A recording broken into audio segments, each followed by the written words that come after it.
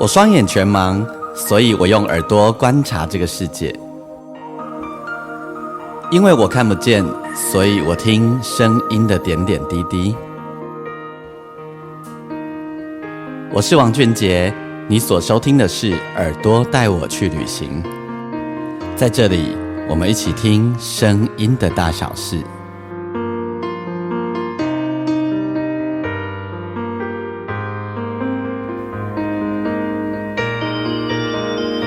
嗨，大家好，我是王俊杰，欢迎你再度收听《耳朵带我去旅行》我们这一集的单集。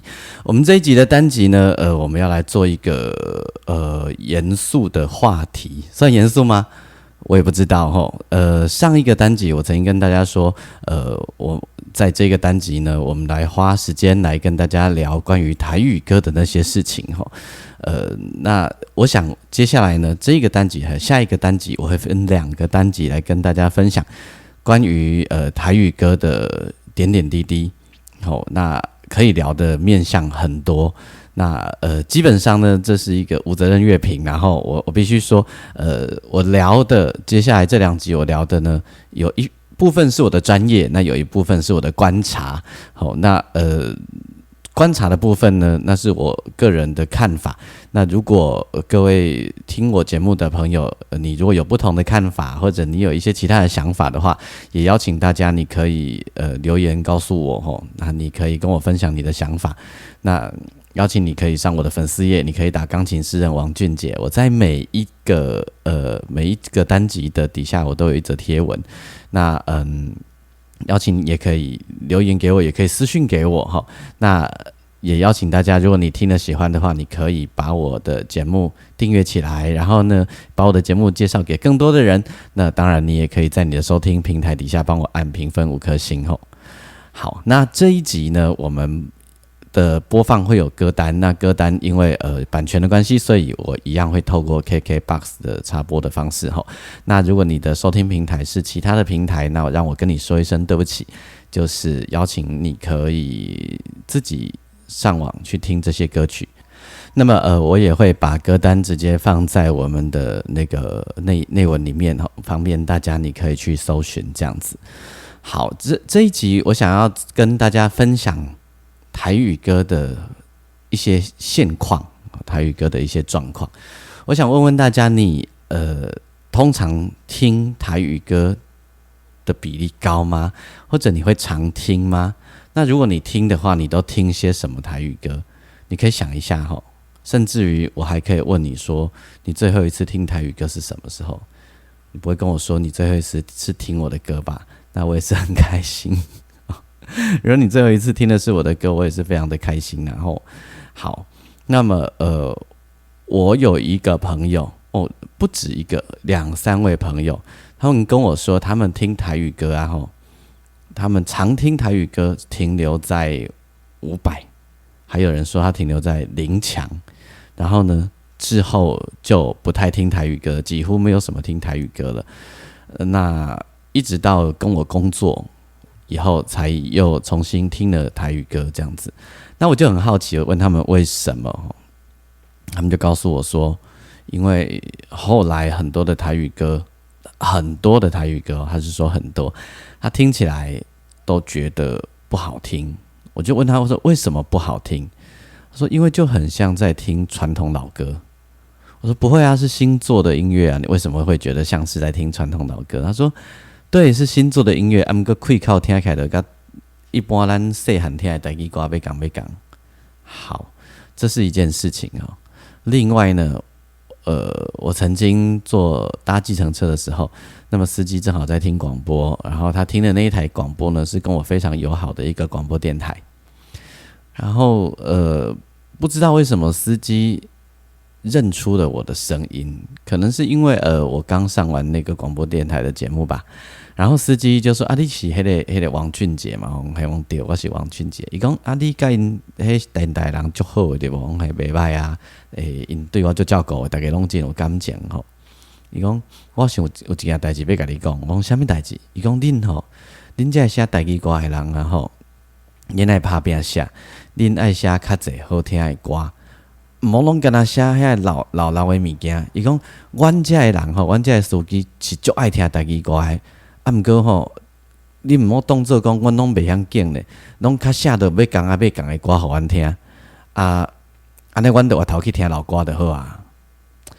这个事情让我有很大的反应，就是原来喜欢听台语歌的人很多，但是他们某一种程度也苦无，也会有一种觉得没有音乐可以听的感觉。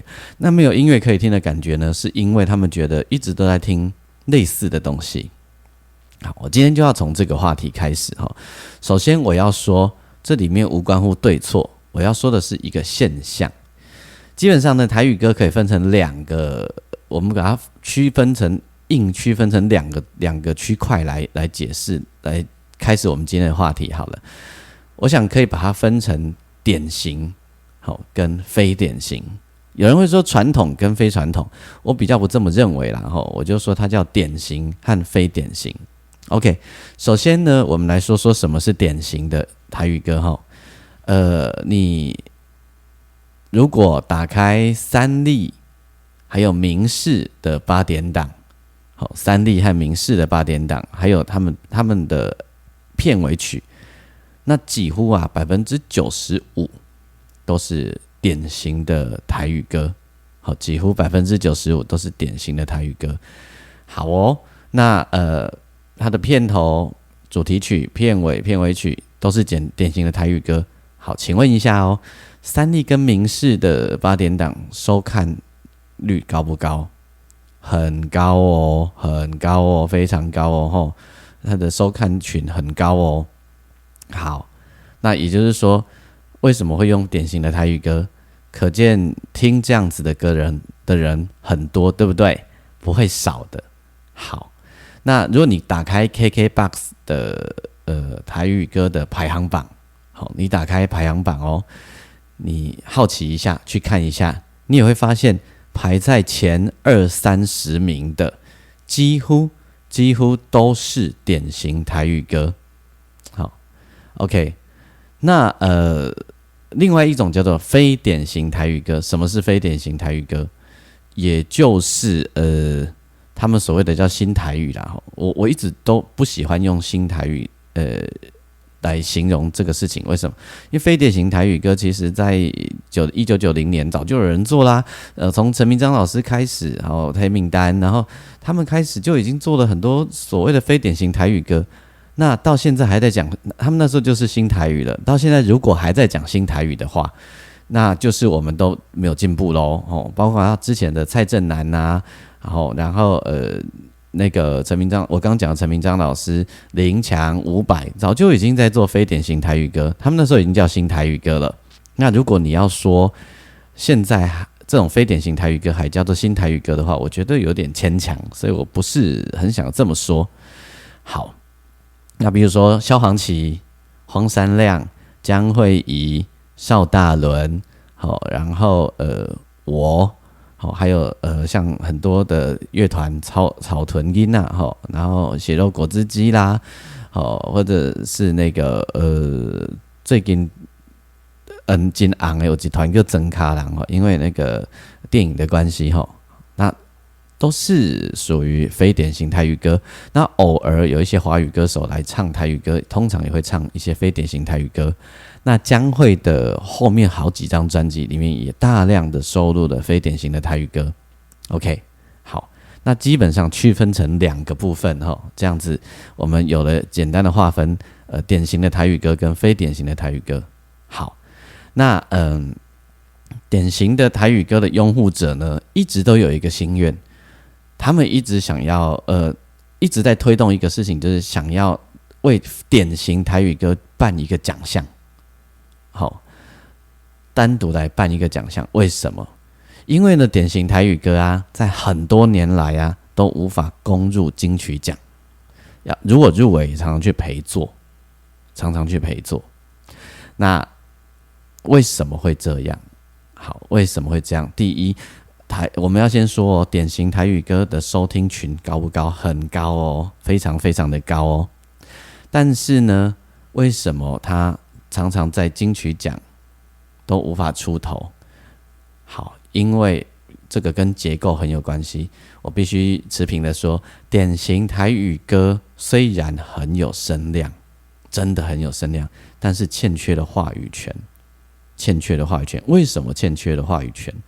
因为它某种程度比较传统，然后呢，它的创新度没有那么高。我说真的，它的创新度并没有那么高。然后再加上因为金曲奖的评审结构的关系，会很希望有创意的台语歌可以出现。我觉得他们对台语歌有一些要求，我觉得那个要求来自于很多的理由，包含某一种程度，我觉得有一点点的歧视，就对于典型台语歌某一种程度有一点点的歧视。好，这我觉得，我想很多音乐工作者在听我说这一件事情的时候，你也许不一定愿意从你的嘴巴说出来啊，但是你心里想一下，其实有没有？其实是有的。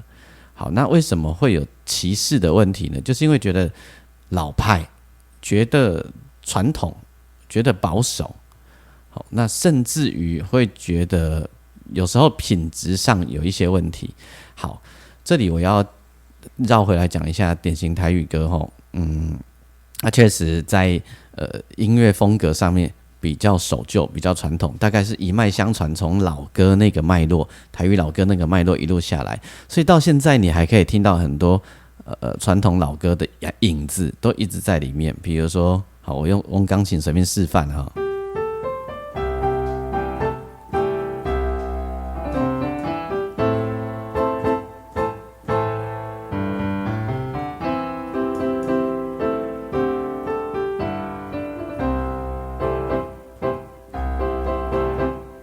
有没有？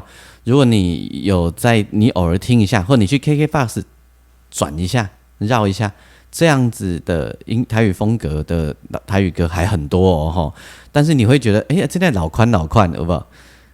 因为这就是延续传统的那个风格一直走下来的啊，不然就是长这样子哈。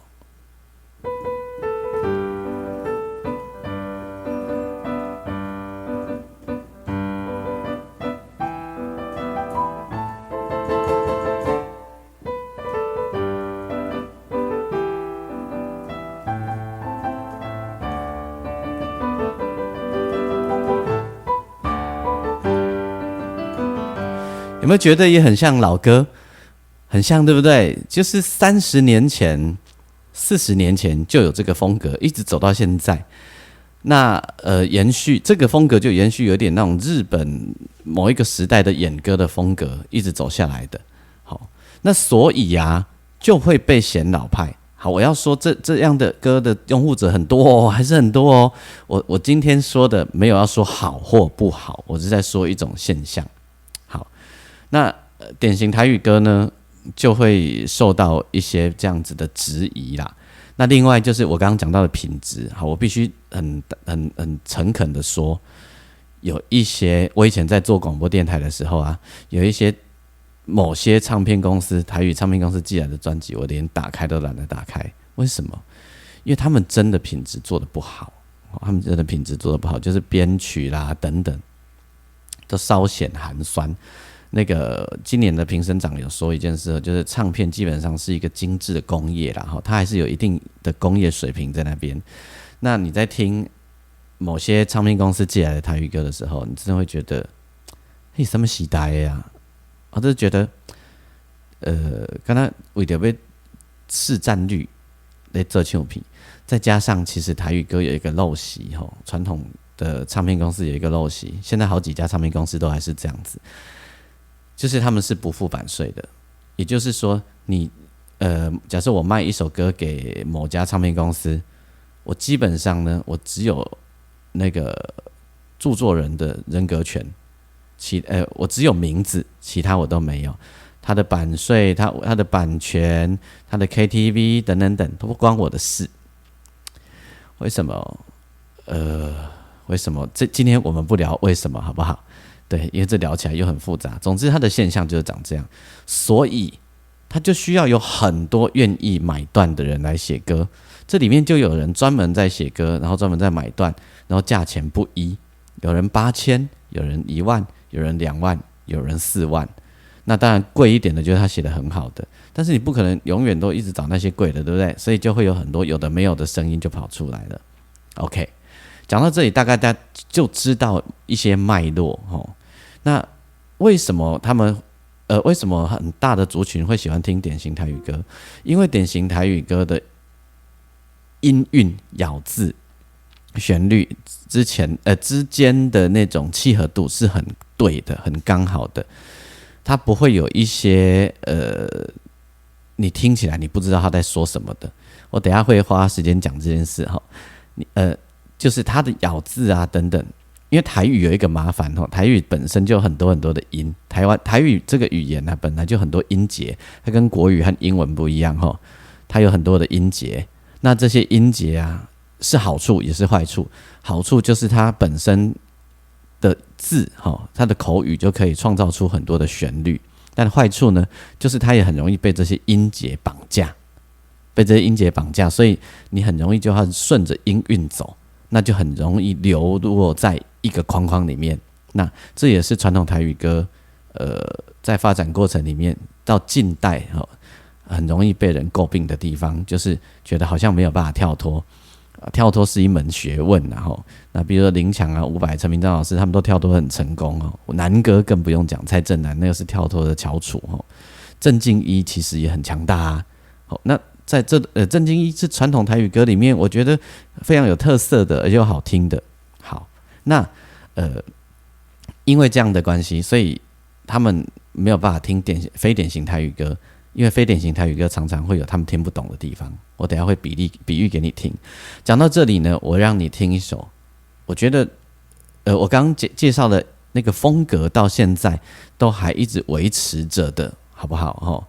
那我想要介绍这个是有一点老派，但是真的很会唱，而且也是很好听的我都会挑比较极端的我要挑的这一首是詹雅文有一首歌叫做《想厝的人》，它距今也有一段距离，可是你听一下距今超过10年了，想厝的人都已经超过10年了。但你就想一下，你听一下，如果你有平常在注意8点档，或者你在注意KKBOX 的排名，这种风格的歌还很多好，我们来听我认为的经典，带着演歌味，然后那个音乐就是长这样，听听看它的音乐就是这样，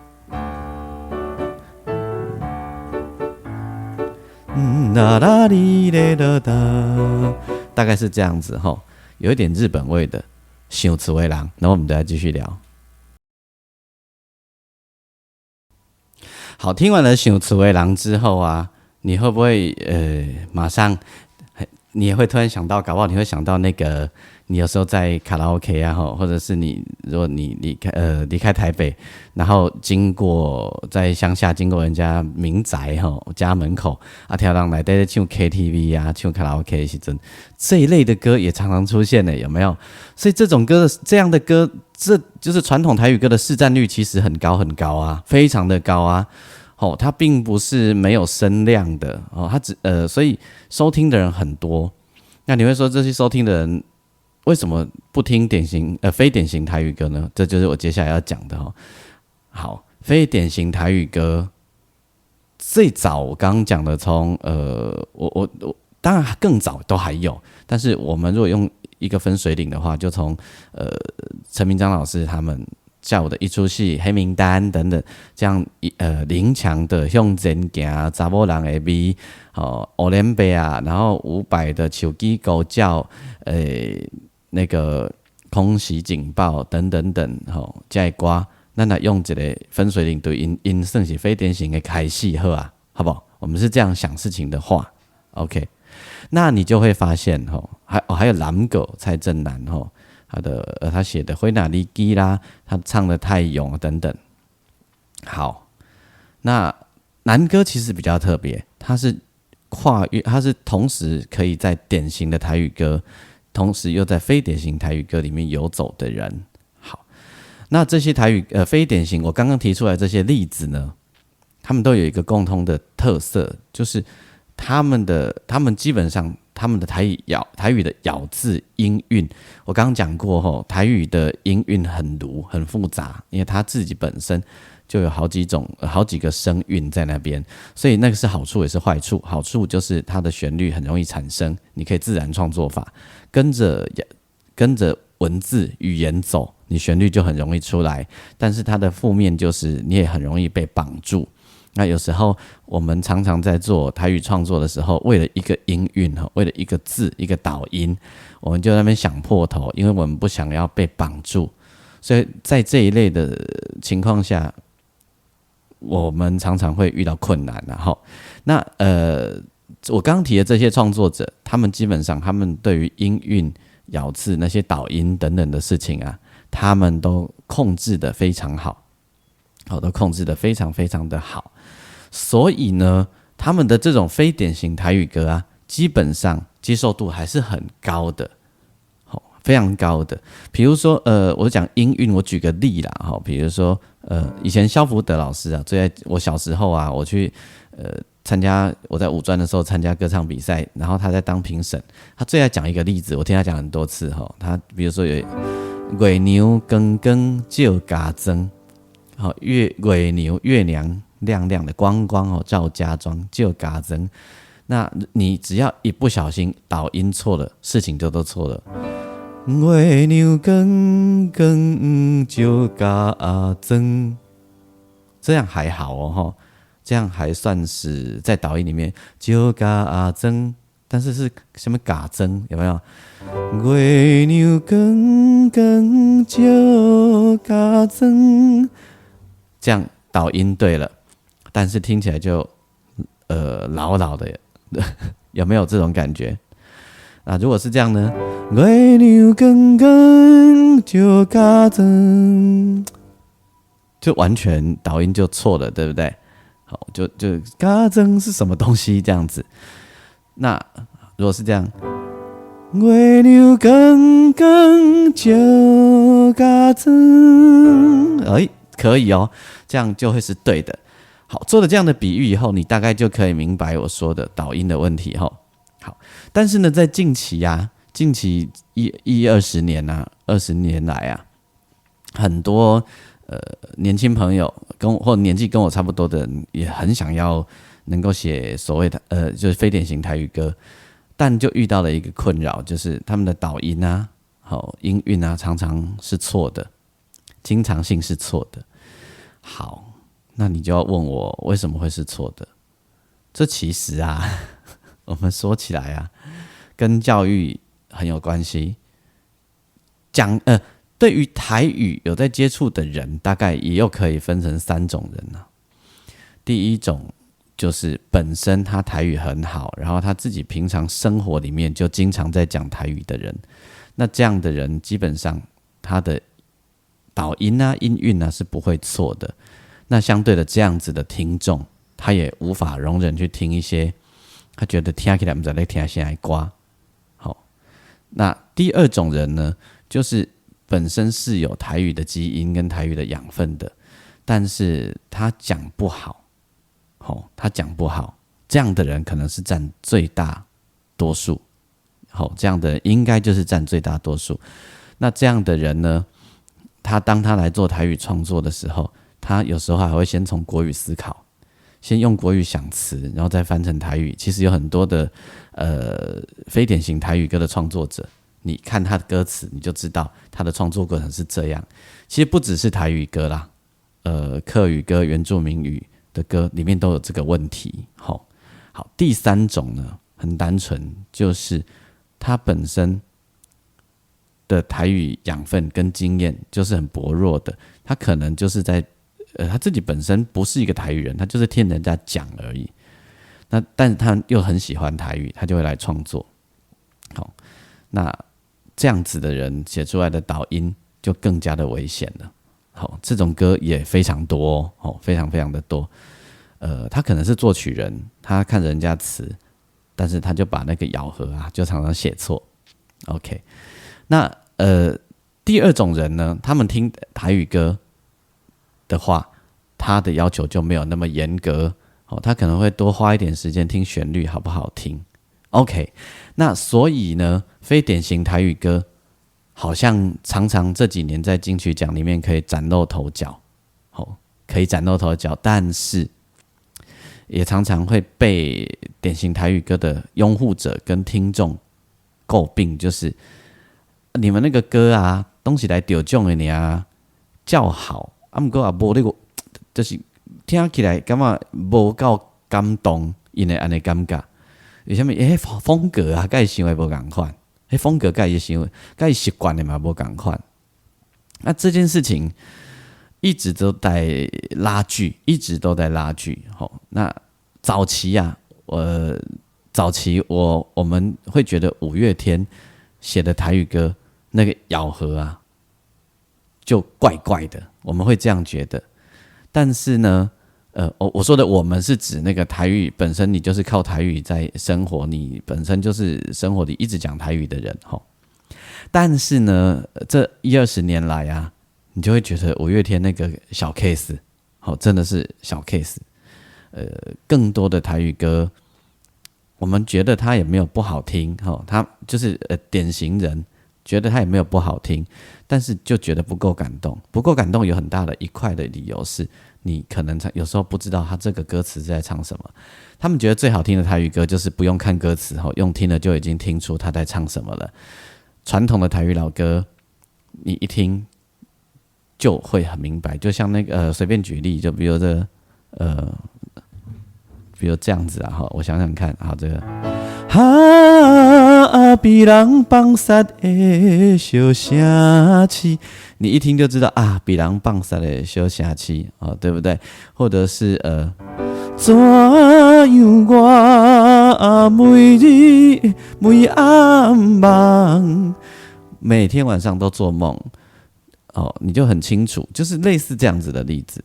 好，但是非典型台语歌在这10-20年，难道都没有咬合做得很好的吗？有啊，萧煌奇啊，我啊，黄山亮啊，江蕙怡的咬合是一张比一张好。那当然这里面有创作人的一些美感的问题，就是创作人也会影响，我是说作词人也会影响咬合，作词人会不会去提醒作曲人，这都是美美嘎嘎。那个我留在下一集，下一集我会从专业的角度来跟你分享我今天跟你聊的这些话题，直接从深入浅出的方式，你一听就懂的。我不会跟你讲太严肃、太理论性的东西。我今天是大致上跟大家分享典型跟非典型。那我认为非典型里面呢，亮哥荒山亮是很特别的一个人。为什么？萧煌奇的非典型大概比较是往华语路线靠拢的那种非典型，但是因为萧煌奇的台语本身很好，他自己就是很好的台语人，所以呢，在咬合的部分啊，在导音啊、音韵咬合的部分，他是控制的非常非常的好的吼。好，那我要说荒山亮是很特别的一个人，是为什么？荒山亮亮哥，他第一，他的歌不会有你听不懂歌词的问题，好，那是没有问题的。第二，他的旋律可以跳脱原本台语的框架，但是又不是那么靠向华语，他的旋律有一种国际感。有一种国际感，很特别哦。他也做了很多布袋戏歌，他可以写那种很布袋戏的 feel。他也做自己的专辑的时候，他就做了很多很多各式各样的尝试。他也可以做有一点华语的台语歌，但是很少说像他这样可以有国际感的。他的那种就是他的旋律啊，你有时候听得到迪士尼的影子，有时候听到一些外国电影的影子。我想这个跟亮哥自己本身是一个配乐工作者，然后又在国外留学是有关系的。那今天呢，我想要跟你分享荒山亮的一首歌，这个是我觉得是可以拿出来跟那个刚刚行有词为郎做一个很强烈对比，它就属于非典型的台语歌。然后下礼拜呢，下一个单集呢，我就会花时间跟你分享我今天所讲的一些有趣的现象，比如说那个音韵造就出来的音乐的结果它是怎么产生的，然后我会举例子给你听，我也会示范给你听，然后我会挑我觉得也许不成功的。那还有就是那个我说你听了半天你不知道他在唱什么的，或你这都不是他的错哦，我还是要再讲一遍，这就是整个环境造就出来的结论啦吼。好，所以呢，今天我们大概跟大家聊了一整个典型跟非典型的分野的现象吼。那你如果有自己的想法，也欢迎你跟我分享，因为那是我的观察。好 ，OK， 那我们来听荒山亮哥的这一首歌，这一首歌的歌名叫做《探我野记》。你等一下听，它很有时代感，但它的歌词说的是非常内在的。然后它这个旋律啊，这个歌很妙，就是不管你是年轻人，或者你是中年人，或者你上了一点年纪，你都可以接受，这很不容易的。我觉得这件事是很不容易的吼，所以雅文姐是一个极端的例子，我觉得亮哥也是一个极端的例子。OK， 那么剩下的话题呢，我们下一个单集我再继续跟你聊。我是王俊杰，你收听的是耳朵带我去旅行，欢迎你可以上我的粉丝页哦，你可以打钢琴诗人王俊杰，你可以到我的粉丝页留言，那也邀请你可以在你的收听平台底下帮我按星星评分5颗星，那帮我把我的节目介绍给你更多的朋友。耳朵带我去旅行，我们下一个单集再会。